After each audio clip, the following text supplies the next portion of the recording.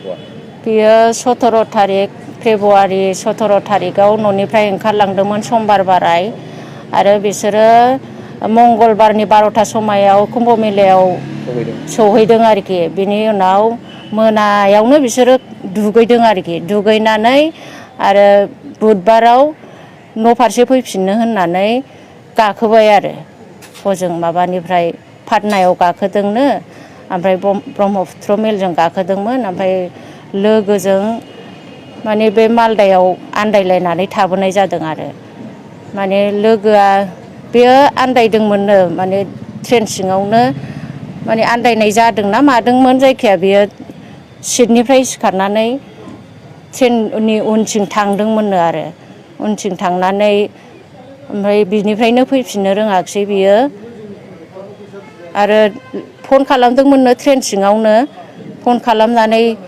लोगोआ होनोनो दावखोबो थेवबाबो बियो दावखोबोनो रोङाखै जाहैदों।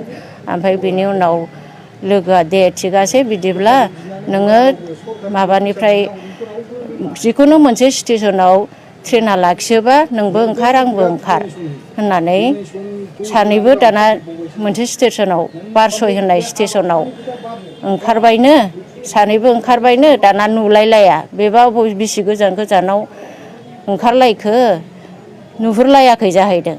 दाना ट्रेनाथ' 2 मिनिट गाहामल' लाखियो नालाय बेयावनो लोगोआ थब गाखोबायनो बेहा गाखोनो रोङाखिसै बिदि जादों आरो ओइदिनखालि बे लोगोआथ' बे गावसोर हजोंनिफ्राय फैनाय ट्रेनजोंनो फैफाबाय ओमफ्राय बेहा थाबोनाय जाबाय। मा ट्रेनजों फैयामोन बे उनाव? बेखौथ' जों मिथिला बियो नङा बियो सोंहरबाबो माने आं अबाव दं बेखौबो जेराव अबाव दं बेखौबो माबानो रोङा आरो खोन्थाहरनो रोङा आरो आं आन्दायनानै थालांबाय आंनि लोगोआ थांग्रोबाय होननानैल' बुङो आरोखि जेबो खोन्थानो रोङा। एखमबा बियो ओरैहाय आं राङाफारायाव दङ आसामाव दङ होनो आरो बेबायदि आरो दा बिनि आखायाव मबाइल दंना गैया? दा बिनि आखायाव मबाइलबो गैला मबाइलबो गैला मोदोमाव फैसा थाखाबो गैला फैसायानो नैबे लोगो मोनबोफानाय बेगावसो दंजोबोमोन। माबा खावलायहरनो सानो रायजो राजाफोरखौ?